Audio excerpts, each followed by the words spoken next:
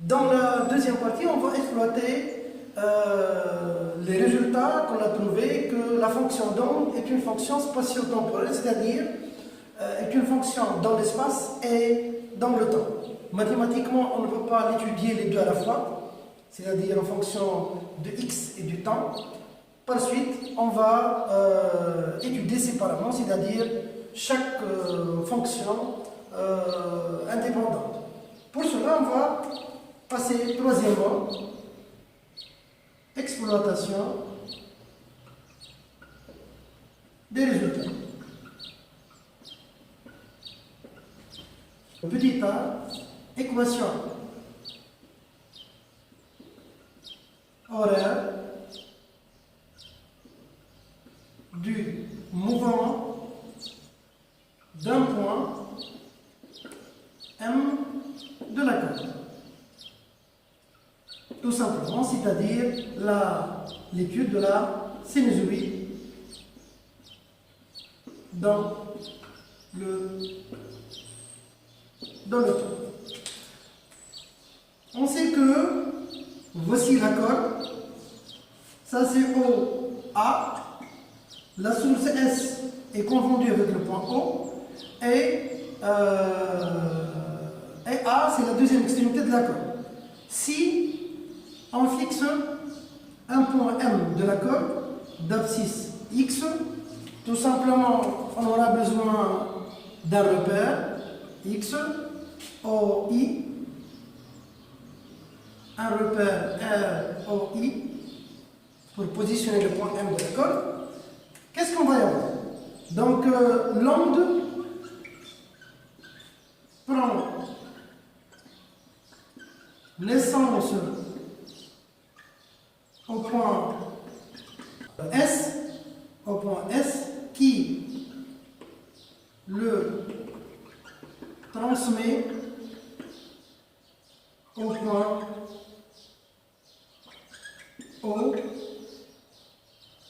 point O de la corde. Deuxième point, l'onde arrive au point M après un retard de temps θ. Lorsque l'onde arrive au point M,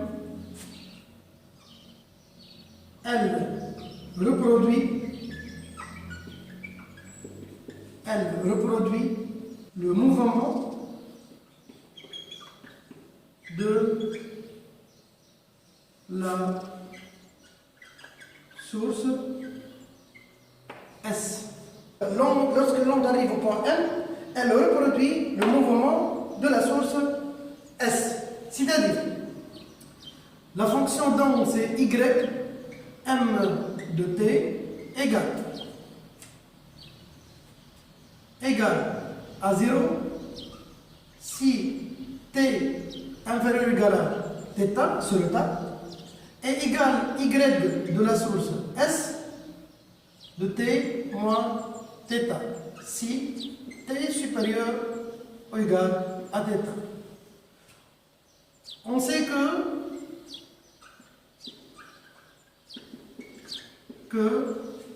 Y de la source égale, c'est une fonction sinusoïdale, égale à sinus de pi sur T plus phi S. On va donner une petite remarque très importante concernant la détermination de phi S à la fin de la séance. Donc on va prendre le deuxième cas, c'est-à-dire, donc on va étudier le deuxième cas. On a si Y M de T égale à sinus, on va remplacer l'équation, sinus 2pi sur T fois 2pi T moins θ plus phi S. Si on développe, on va trouver à sinus 2pi sur t moins 2pi sur t fois θ plus phi s. Or, la célérité de l'onde V égale la période, c'est le rapport du période spatiale, lambda, sur t, qui est égal, l'onde va arriver au point M avec la même célérité. Donc, égal x sur θ. Mathématiquement, on a une règle de proportionnalité entre cette écriture. Donc, on va y avoir que x sur lambda égale θ sur t, qui est égal à une constante, qui va nous faciliter la tâche de tracer la courbe, notre sinusoïde du temps. On passe. On va remplacer θ sur t dans l'expression et on va trouver que ym de t égale a sinus 2pi sur t fois t moins 2pi x sur lambda plus phi s. Avec cette écriture purement mathématique, on prouve bien que la fonction d'onde y est une fonction spatio-temporelle, c'est-à-dire c'est une fonction qui dépend à la fois du temps et de x. C'est pour cette raison on dit que y, juste une petite remarque, y, on l'a défini dans la première partie, que y est une fonction spatio-temporelle. C'est pour cette raison on a dit que mathématiquement, on ne peut pas l'étudier les deux variables à la fois. On doit fixer l'une et faire varier l'autre. C'est pour cette raison qu'on va y avoir deux fonctions sinusoïdales, une dans le temps et une dans l'espace. Quand l'étudier, la première variable, c'est la fonction de sinusoïde dans le temps. On poursuit. Or, ym de t, il reproduit la même fonction que la source, c'est-à-dire que a sinus oméga, ou bien, c'est la même chose, 2pi sur t fois t plus phi m. Avec phi m, c'est la phase initiale du point M. Par identification, on trouve que phi m à quoi est égal phi s, la phase initiale de la source, moins 2pi x sur lambda. Donc, on pourrait représenter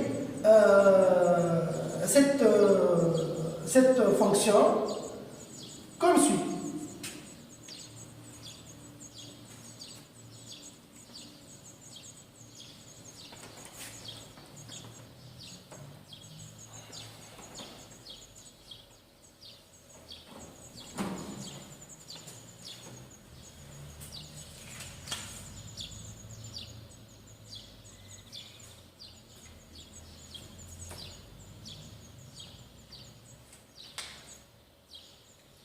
On poursuit. Donc, on représente cette fonction. On passe à représenter cette fonction sinusoïdale de ym de t. Donc, de système d'axe. Ça, c'est l'axe de temps en secondes. Y en millimètres. Donc, A est moins A. Donc, on représente. Donc ça, c'est la sinusoïde qu'on va la représenter. Donc, on aura besoin d'utiliser la valeur de retard θ. Donc, on suppose que ça, c'est le retard θ. Ça, c'est le point O. Donc, on va tracer une fonction tout simplement sinusoïdale. Donc, voici l'expression de ym de t. Si t inférieur à θ, y m de t égale à 0. Si t est supérieur ou égal à θ, le point M va reproduire la même fonction sinusoïdale que celle de la source. C'est-à-dire quoi? Donc, une fonction sinusoïdale dans le temps. Et cette courbe, c'est M de t, telle que, ça c'est la période t T, qu'on a dit dans la première partie que la fonction d'onde est une fonction périodique dans le temps de période T, tout simplement. Une remarque très importante concernant phi S dans l'onde peut prendre seulement deux valeurs. Juste une remarque qu'on va le faire après avec une application. Phi S peut prendre deux valeurs, ou bien 0, ou bien pi radian. Si la courbe est croissante, phi S égale à 0. Si phi S égale à pi, la courbe va avoir une courbe décroissante, c'est-à-dire dans l'alternance négative. Tout simplement. Maintenant, on va passer à l'étude de la deuxième fonction dans l'espace, c'est-à-dire y en fonction de x. C'est pour cette raison, donc on va écrire tout simplement petit b, l'aspect de la corde, deux points, c'est la sinusoïde d'espace.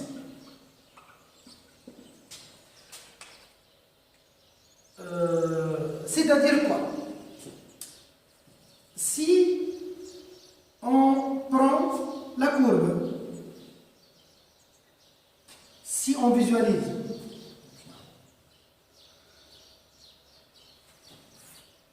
si on représente la corde OA et un point M de la corde d'abscisse X où l'onde arrive après un instant tout simplement T1. À l'instant T1,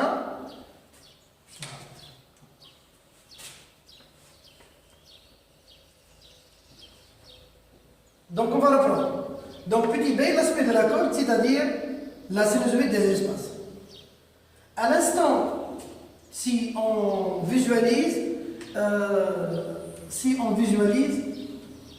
la corde à un instant t. Donc à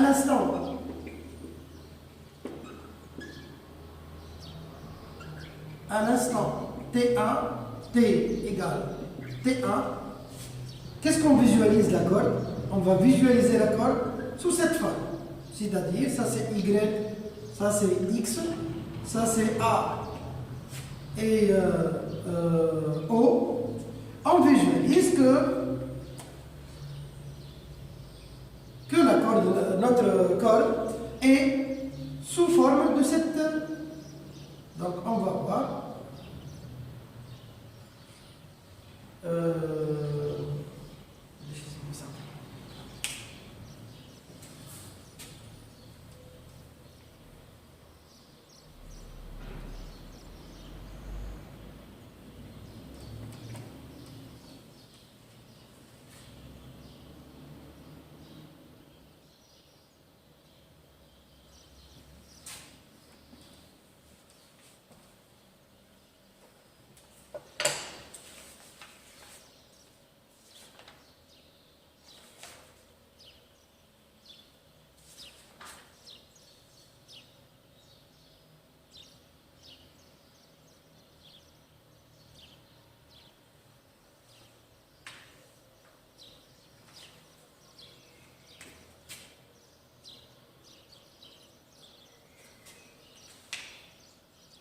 Donc après avoir terminé la fonction dans le temps, maintenant on va étudier le cas, la sinusoïde d'espace. Donc petit b,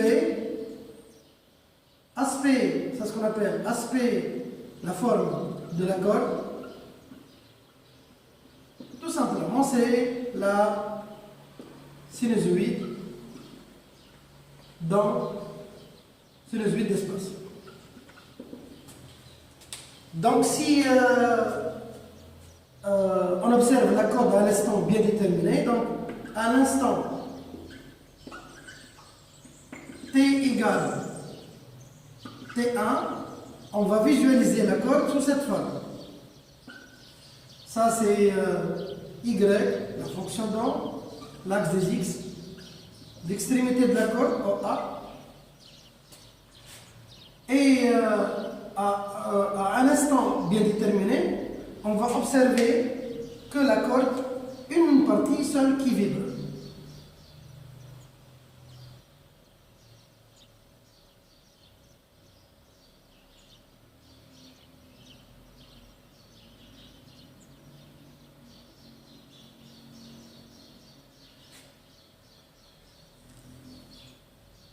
Donc A et moins A,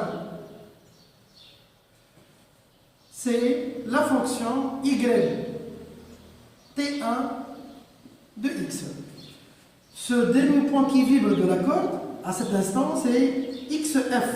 C'est ce qu'on appelle le franc d'onde. Ça, c'est la franc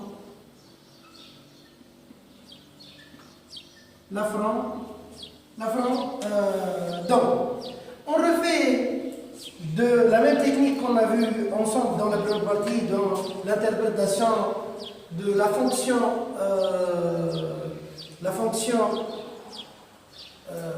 dans le temps, et on reprend de la même manière. Mais on a un point très important, c'est notre courbe est divisée en deux parties. Avant xf, c'est une forme sinusoïdale, après xf égale à 0. Donc on va interpréter mathématiquement cette fonction, c'est une fonction par intervalle. Donc qu'est-ce qu'on peut écrire? Donc qu'est-ce qu'on peut écrire? Y T1 de x égale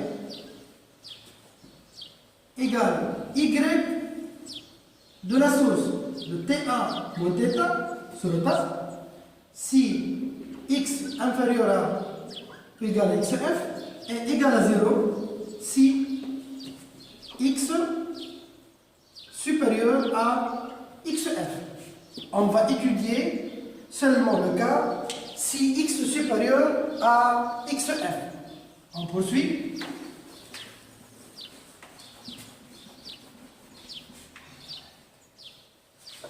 Donc, si x inférieur ou égal à xf, on va prendre l'expression y t1 de x, dans notre cas c'est la variable x. Qu'est-ce qu'on va y avoir?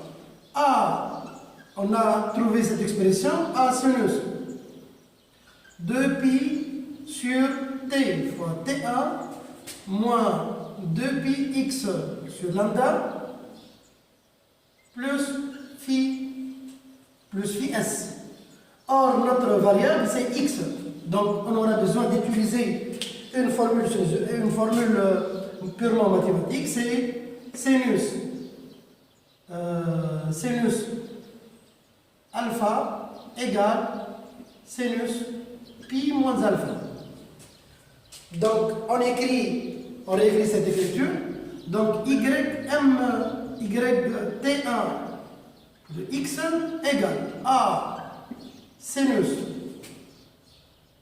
2pi x sur lambda plus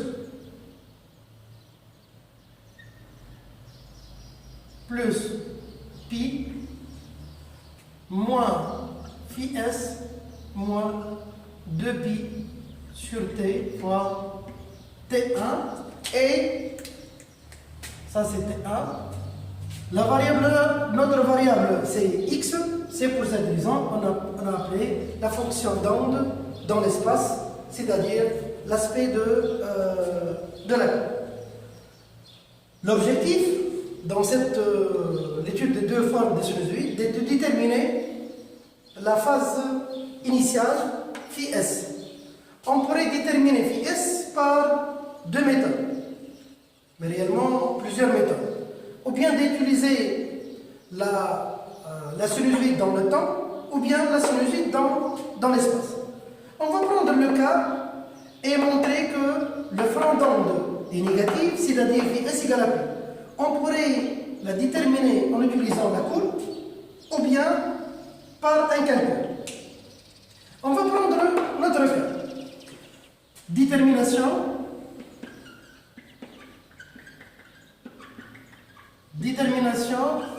de la phase initiale de la source. On va utiliser à cet instant. Qu'est-ce qu'on remarque? Une remarque très importante qu'on l'a passée. Donc, cette période dans l'espace, qu'on l'a appelée, c'est lambda en mètres. On va interpréter ce résultat. Donc, on passe x. Donc, on passe. Détermination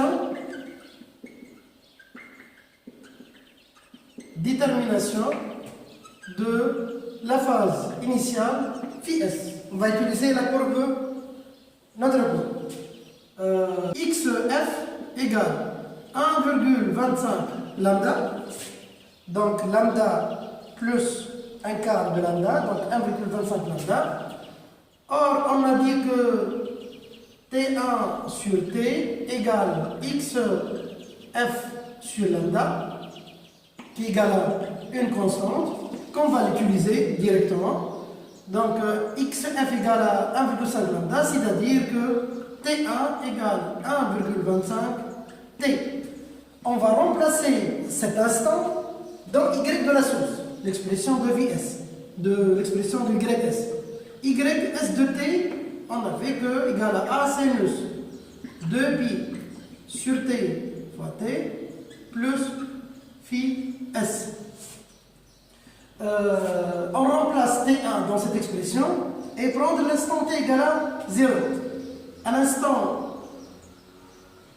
l'instant T égale T1, on va remplacer YS de T1 égale, d'après la courbe, égale à moins 1.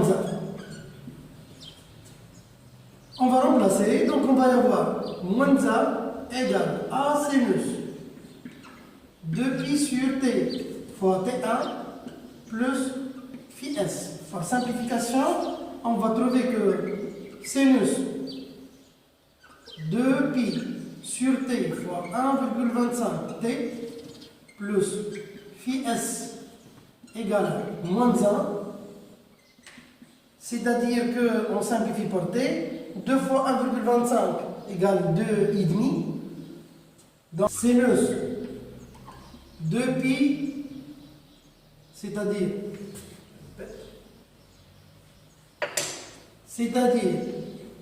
on poursuit 2 plus 5 pi plus phi s égale à 3 pi sur 2, c'est-à-dire que phi s égale tout simplement pi radian.